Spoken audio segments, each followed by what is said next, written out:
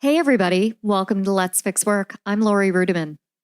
You may be a work-life activist and you don't even know it. You go to work, you have a life, and while you're not marching or protesting or burning your bra, you are unhappy with work and you are sick of the status quo. That's why I'm so excited to talk to Elisa Camahort Page as my guest today. I met Elisa over a decade ago as the co-founder of a community called BlogHer. Since that time, Elisa's career has flourished, and she is now an author, writer, and speaker, and consults with top businesses to help people and organizations align their values with reality. So, what does that even mean? Well, have a listen to the conversation, and I'll be back at the end to wrap things up. Work is broken. So is the way you think about it. Host Laurie Rudiman is breaking things down so you can put them back together and make work something you can enjoy. Let's fix work together. With the Let's Fix Work podcast, here's Laurie. Hey, everybody. Laurie Rudiman here. I have an awesome guest today, someone who I have admired for over a decade. My guest today is Elisa Camahort Page, and she is the co-founder of BlogHer and just has a storied career. So, Elisa, how are you today? I'm great today, Laurie. How are you? Oh, I'm so grateful that you're on the show. I have just admired you from afar for so long, and we've connected a little bit on social media, but the great thing about podcasting is I get to invite cool women to chat with me for a half an hour. So thanks for being here. Oh, thank you so much. That's so nice of you to say. Well, I really appreciate your time today because I have this philosophy that work is broken and we need to fix ourselves in order to fix work. But maybe we can start there with that core philosophy. Do you believe that work is broken and needs to be fixed? I think in most cases, yes, work is broken and needs to be fixed. And I think it's because the further up people get in a management chain, the more disconnected they allow themselves to be from when they weren't in that chain. And so there's this fundamental lack of empathy going in both directions. Yeah, I agree with you. I feel that. Now, when you were working at BlogHer, you surrounded yourself first and foremost with friends, and then you built a community around your job. So, what problems were you trying to solve there, and how did you specifically address that empathy mismatch in the marketplace? Well, the interesting thing is that when Lisa Stone and Jory Desjardins and I started BlogHer, we did not know each other. Oh. I met Lisa through a mutual friend. We cooked up the idea of BlogHer and decided to work on that project together in the very first meeting. I had met Jory soon afterwards at a conference and asked her to help out. And the first project we worked on together, we weren't a company yet. We just decided to throw this conference for women who blog. We put our credit cards down to reserve a space. Yeah. And we worked for 4 months together to produce what we called this labor of love. And now when I talk to entrepreneurs who are saying, oh, I need a co-founder, I need partners, how do I find them? I'm always like, why don't you date a little bit before you get married to a co-founder? Work on a project together. You get to see so much about each other and your working styles, and just as importantly, your communication styles. And doing something that doesn't have as high a stake as starting a company together or working on a team together is a great way to get to know people. And that's why I always tell people, if you have a chance to contribute to a project, work on an open source thing, help someone produce something, volunteer, be on a board. It helps you meet people and see them in a working context before you get married to them where you're going to work with them every day forever and ever.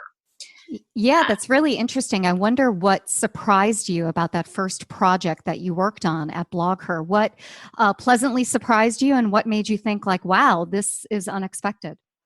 Well, the thing that, of course, was surprising to all of us who showed up was that so many of us who were spending so much time at our computers all over the country, and certainly not all in tech capitals like Silicon Valley, where I live, were surprised to discover how not alone we really were, how many other women were out there finding support and finding content and information and finding help on the internet. And so that was a wonderful surprise. But the other, thing that actually, instigated us to start a company was this idea that, wow, these women are smart and they're talented, and a lot of them are stay at home or they've taken a break, and they don't know how to get back in to work.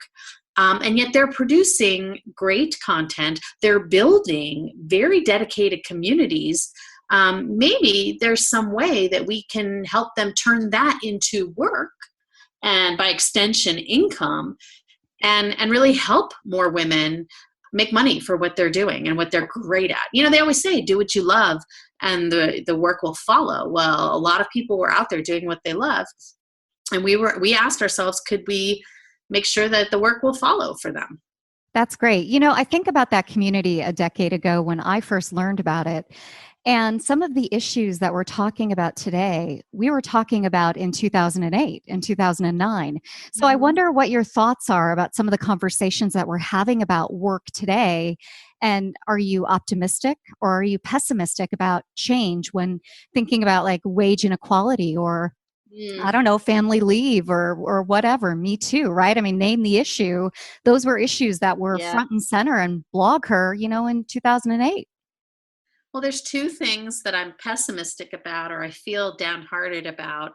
They may surprise you, actually. I mean, the first is that I feel like remote work and a management team's philosophy about accommodating it has been very cyclical. And right now we're in a downward cycle where people don't know how to handle remote workers. And yet remote work makes it so much easier for people to participate at the level they really deserve to in so many areas. But I've been really surprised by how hard that is for people to really deal with. And I don't particularly understand it because I love to remote work and I have no problem having remote workers. So that's one thing I'm a little, pessimistic about. The second thing is just overall when I was part of the Silicon Valley.com boom in the late 90s, there was a way for people to participate in that boom that was much more egalitarian because more of the work was here, like right here. And more of the work was, full-time employees just at every level. You had people making lower salaries, and people making stratospheric salaries, but they all got options and they all participated in that boom. When you look at, some might call it boom times recently, especially in Silicon Valley, but by now, so much of the work is not just offshored or outsourced. So much of the work is now this gig economy approach where people aren't really employees. So not only do they not get benefits, they don't get stability of any kind. And because of I think, I'm generally not anti-regulation at all, but I do think that some of the regulation around corporate accounting has made it so stock options aren't even really a thing anymore for public companies in the way that they were. And so the people who get to participate in the boom times it's much more limited, and the wealth gets concentrated much more in fewer hands.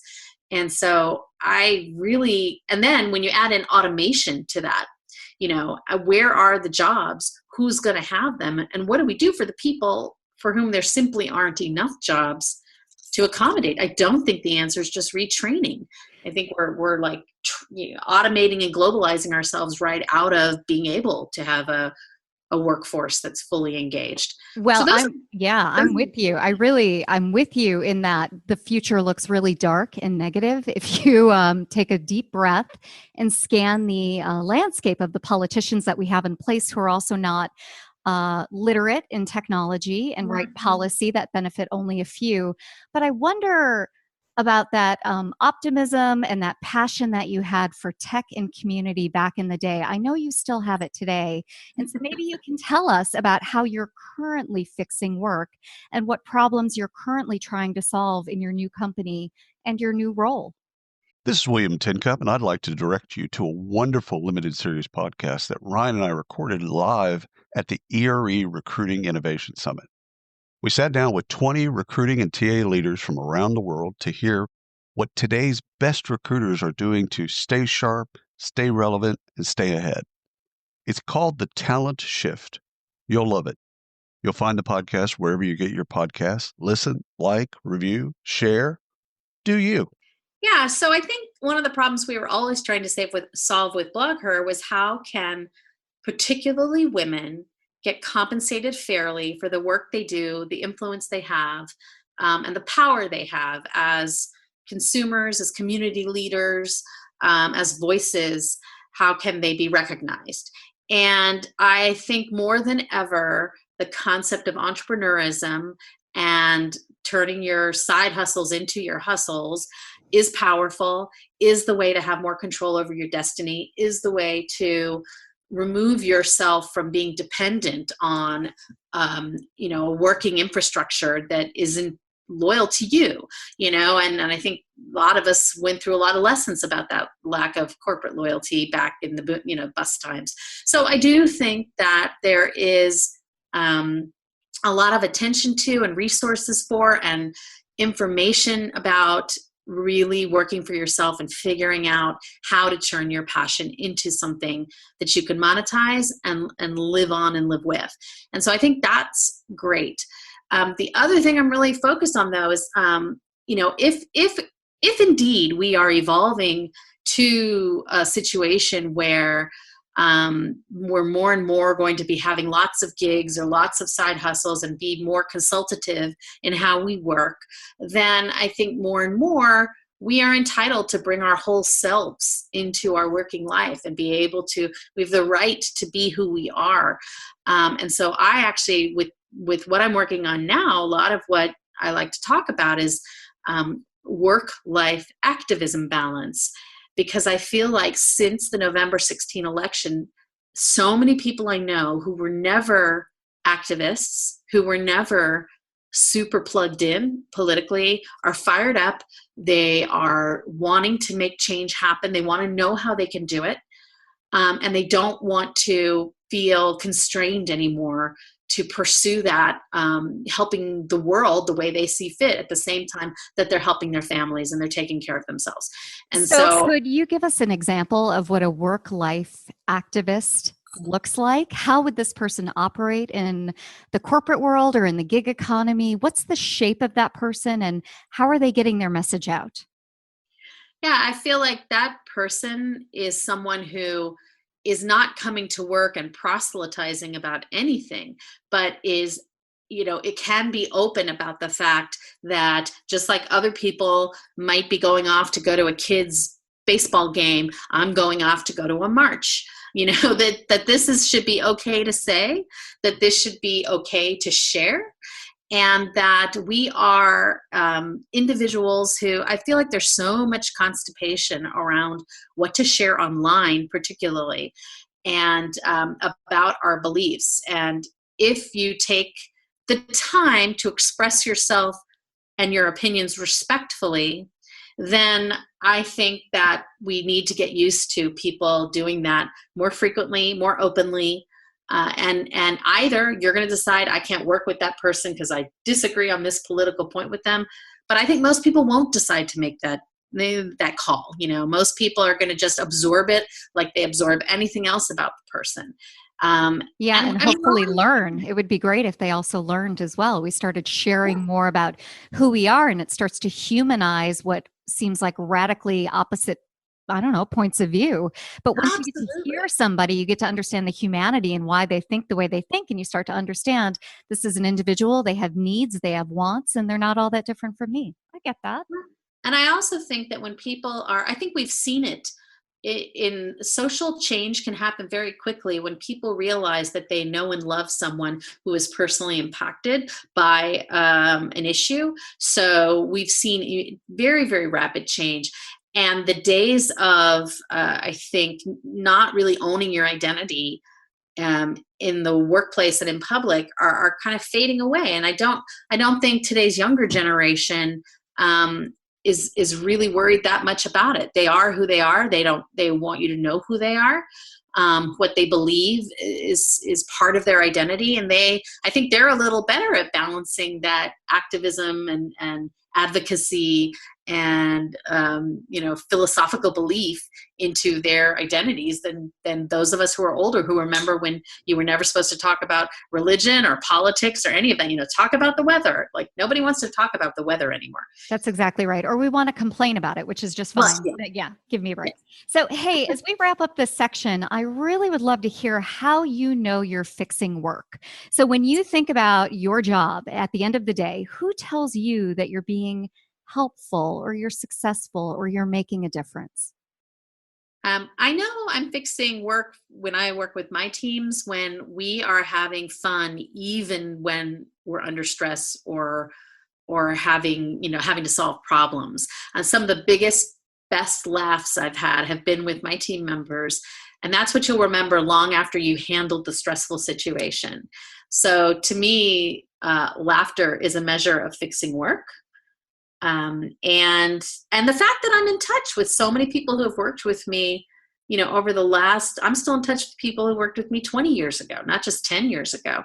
And that's because, to me, that's how you sustain relationships. And that's what networking is about. It's not about collecting quantities of people on LinkedIn. It's about who could you really still call and go have lunch with that you haven't actually worked together with in a decade. That's how I would measure it. Absolutely. Well said. Well, listen, everybody, when we come back, we're going to talk to Elisa more about her role as an author, advocate, and activist. And we're also going to ask her who's getting work right in 2018. So sit tight, everybody. We'll be right back with more Let's Fix Work. You know, I love to brag about my friends. I also like to listen to them. And right now, I'm listening to Jennifer McClure, host of the Impact Makers podcast. Jennifer is connecting with leaders across all industries to figure out how to make a difference at work and in the world. Here's what she's got going on. I believe strongly that each of us has the ability and the opportunity to positively impact people through our work and through how we choose to live our lives. The truth is that you've already impacted people in this world, even if you haven't been trying. I love what Jennifer has to say. And if you like what you're hearing right here on Let's Fix Work, you'll love what Jennifer's talking about on Impact Makers. So go to jennifermcclure.net/iTunes and subscribe today. Welcome back, everyone. This is Laurie Rudiman, and you're listening to Let's Fix Work. And my guest today is Elisa Camahort Page. She's an author, advocate, and activist, and someone I have admired for a very long time. Elisa, are you ready for round two? Absolutely. All right. Well, here we go. The world of work can be depressing, which is awesome for me because it gives me a podcast, but it's not awesome for the people who are in it. So we've talked a little bit about what's wrong with work, right? Mistrust, just corporate stupidity, all that kind of stuff. I wonder what you like about the workforce. What's going right? What do you see and what do you like? Well, I do think there are some companies who are focusing more than ever on accommodating, allowing for more flexible work situations. And that allows more people to be in the workforce contributing. I have a friend who works at Mozilla and is very, praises them a lot for how they behave in that way, how they trust their workforce, how they accommodate their workforce. I think a lot of times it's not that companies distrust everyone. It's that they know they have some people that are not doing well, not being efficient, that are taking advantage of the situation. And rather than address those specific employee issues, they create blanket statements. So I really, think that is at the core problem that happens, is that people don't want to deal with conflict and negative situations. And so they just make it suck worse for everybody. Hey, as an HR lady, I can confirm that. We manage to the lowest common denominator. Yeah. That's how that works. Yeah. But I do think that there are companies that don't do that and do allow for more flexibility. And what was the other company that I know of? Oh, Automatic, the makers of WordPress. They actually don't have a headquarters. That's really interesting. Yeah. Wow. And then my friends who run Clever, which is an agency, they also don't have a headquarters. They come together physically on the regular. I mean, they do find spaces where they come together to meet. But other than that, they do accommodate. And you know what? These are going to be the companies, the people who have kids to raise or parents to take care of, or, any other of the myriad reasons, disabilities, you name it. these are going to be companies that people are looking for because, they're so much more efficient to work for and respect your time so much more. And listen, I don't have kids or ailing parents or a disability, and I still want to work for a company like that, because spending 2 hours a day in the car is not like my idea of a really good time or an efficient use of my time. I don't disagree at all. One thing I do worry about is this conflict avoidant trend that you just talked about, because I see this not only in our societies, but in our workplace. And there is something to be said for bringing people together physically in a room regularly so that they can communicate and see micro expressions and facial movements and body language, because you build a sense of trust so that when you go back to your computer and you have a contentious conversation, you can actually envision someone's face in your brain and go, oh, hey, I know if I say this, they're going to be angry, or they know I'm joking, right? So I think that physical proximity to one another is so important. And companies are really doing it wrong. They're either doing all remote work and wondering why it's failing, or they're still sticking to that office model instead of doing that clever model or the automatic model where they bring people together regularly. But travel is expensive. That's part of this. Bringing people together is expensive. But what we can do as individuals, I learned a lesson actually from my co-founder, Lisa, early on in BlogHer, before we were a company. Jory and I were kind of similar in communication style, which was a rather terse communication style. Even though we were all in the Bay Area, we only met at Draeger's in San Mateo every 2 weeks or so in person, because we were all in different parts of the Bay Area, which is very far flung. And the rest of the time, it was all email and occasionally Skype calls. And so Jory and I were kind of similarly terse. And Lisa, whose mom is Southern and who I think was just raised, just slightly differently than we were, she at one point said, guys, I just need a little humanity. Do you mind saying please and thank you and like, hi, how's it going? That would just really help me. And forever after, and I just told her this recently because I don't think she realized, she changed how I communicate. Now when I write an email, I write it in my usual, like how I would write it if I didn't care how anybody felt about it. Boom, boom, boom, boom, done. And then I go back and I like to call it adding the humanity. I also go back and remove the disqualifying of myself. I remove the I thinks and I believes and don't you think, or is that okay? Like all those kind of weakness phrases, I try to remove them if at all possible, but I add the humanity. And I do think we behave different. The reason being in person makes such a difference is because we behave differently. We would never talk to someone in the same room the way we do in email. And so if we could just bring a little bit of that humanity to more of our day-to-day communications, I think we would stave off a lot of the miscommunication that happens, because we can add tone into email. I mean, I agree it's hard in a 140 or 280 character tweet, but in email, we can add tone. We can be more thoughtful about how we're communicating. We can figure out how to send a message, even a tough message, in a way that conveys empathy and understanding. And I think a lot of times we just convince ourselves there's just not enough time for that. And really, we're talking about like 30 seconds. And if you can avoid a 20 email exchange with escalating crankiness because you took that 30 seconds, you are ultimately going to save yourself time. So that's what I would think that every individual can think about when thinking about how to improve the experience of remote work. I love it. Amazing. And I don't disagree at all. And I know you have some opinions about the future of work that are tied into the gig economy and also tied into automation and women. So I would love your take on what's going to happen with the future of work. You've talked a little bit about how you're pessimistic. Are you optimistic at all? Anything good going to happen in the future of work? Hi, this is Stacey Harris. And this is Terry Zipper. And we're the host of the two podcasts under the HR Huddle. On Spilling the Tea on HR Tech, we uncover the latest trends, truths, and challenges from Sapient Insight Group's groundbreaking research and our analyst insights, serving up everything you need to know about HR tech with no sugarcoating.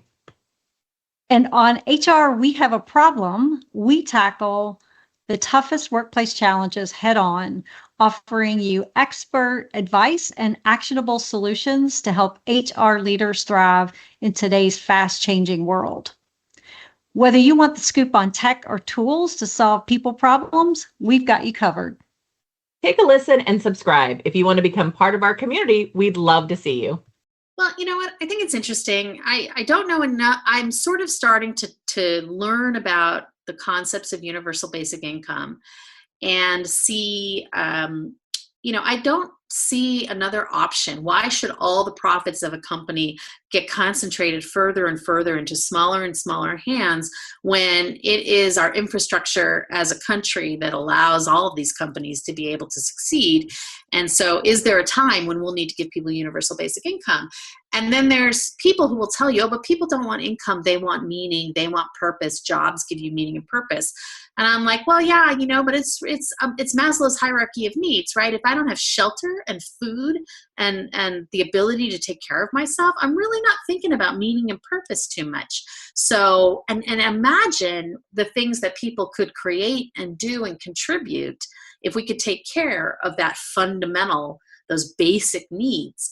And I don't know how we avoid that going forward. I haven't heard anybody come up with a scenario where we avoid the situation of either having an incredible continuing have and have not split that just gets worse and worse and worse and is horrible for society, in my opinion, or if we come to a place where we facilitate the kind of universal basic income that, and some approaches to this happen. First of all, they happen in the Middle East because some of those countries make all this money from oil and they don't have enough work for the actual citizens. So some of them distribute income. But even Alaskans get like a little payment from the oil industry every year. So take that writ large from the tech industry. Like, I don't see what's wrong about that. I think that would be really interesting to see what people could accomplish in life. I don't disagree with you at all. In my second podcast, we had a guest by the name of Scott Santons. And if you don't know him, you should look him up.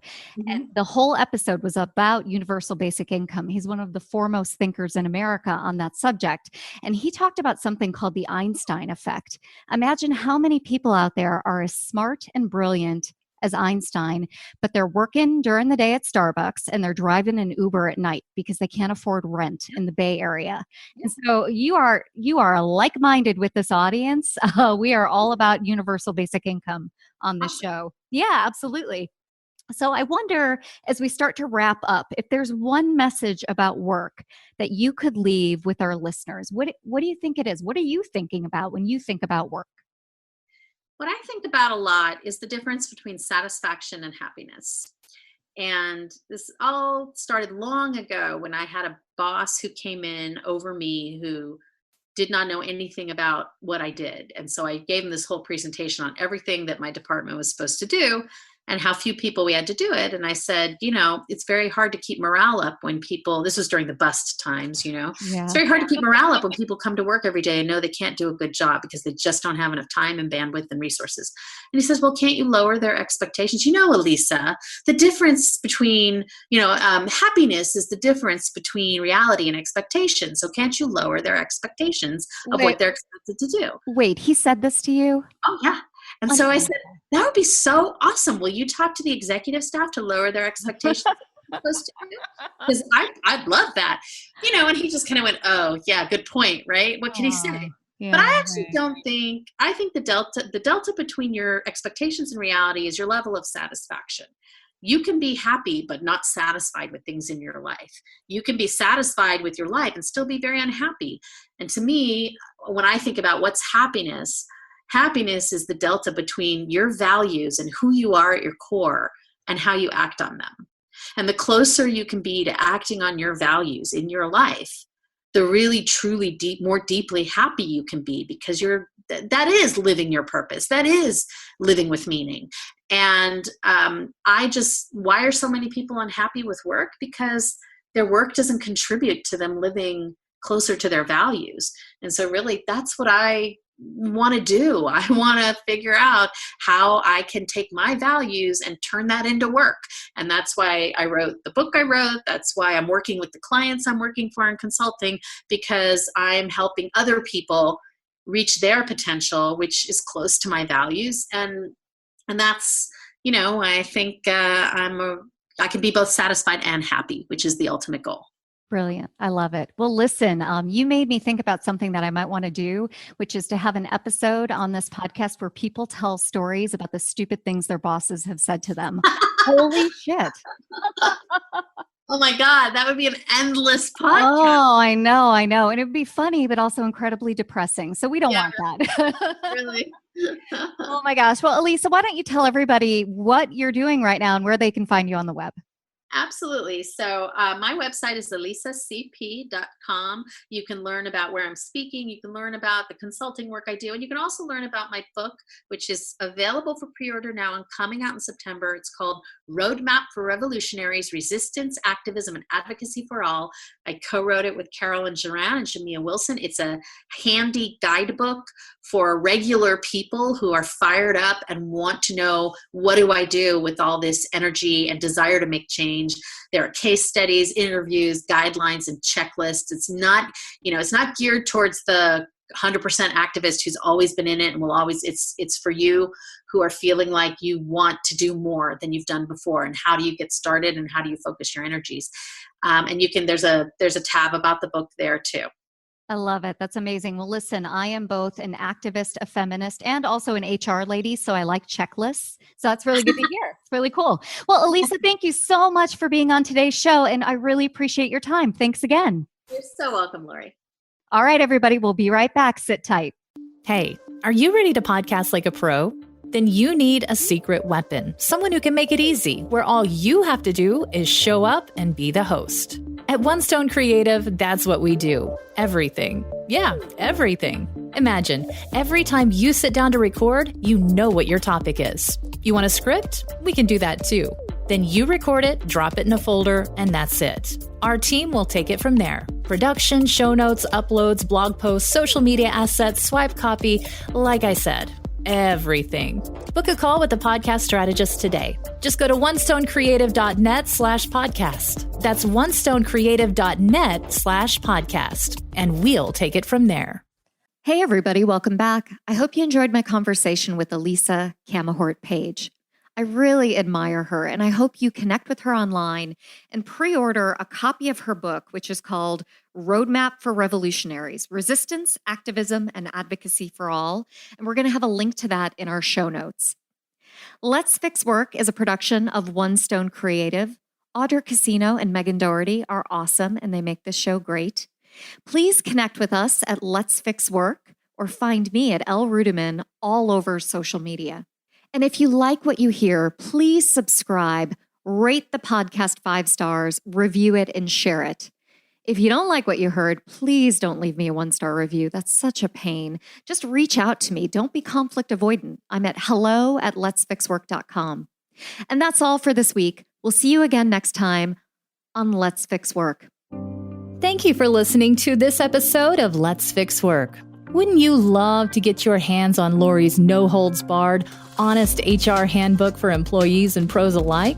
Download it for free at laurierudiman.com/DIYHR.